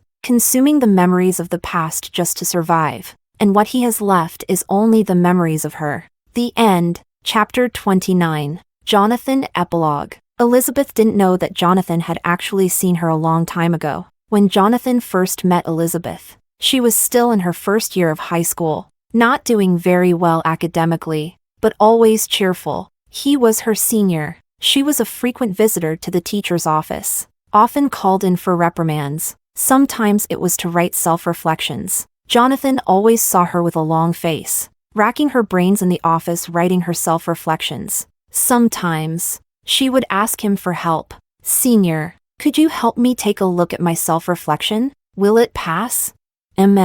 Jonathan helped her twice, but later she forgot about him. After that, she was no longer a regular at the office, but rather Anthony's girlfriend. Jonathan never sought her out again, and soon after graduating from high school, he went abroad. 4 years of college, 3 years of graduate school. During the 7 years abroad, he rarely returned. Sometimes he was unwilling to come back, not wanting to see her with Anthony's arm around her. The next time he saw her was at her wedding. She had a radiant smile, and it was clear she was very happy. The once troubled little freshman who worried about writing checks had grown up. Jonathan never thought he would like someone for so long. It was just because of those few brief encounters, just because of a moment of hesitation, that he missed out for so long. After attending the wedding, he went abroad again. He hadn't planned to come back. His father and mother kept urging him to marry, but he only said he had no interest. But soon, Jonathan heard about the trouble Anthony was causing outside. He had several lovers, and she became haggard. Her eyelids were red and swollen, clearly having cried. During the New Year visit back home, Jonathan saw her with red eyes in front of Anthony, tears streaming down, asking him why it was happening. The man cannot provide an answer. Her tears cannot be exchanged for sympathy. So, on that day, on the day she went to the bar to drown her sorrows, Jonathan brought her back to his home. That night they did not go all the way. She kept crying, and no matter how she wiped, her tears wouldn't clean up.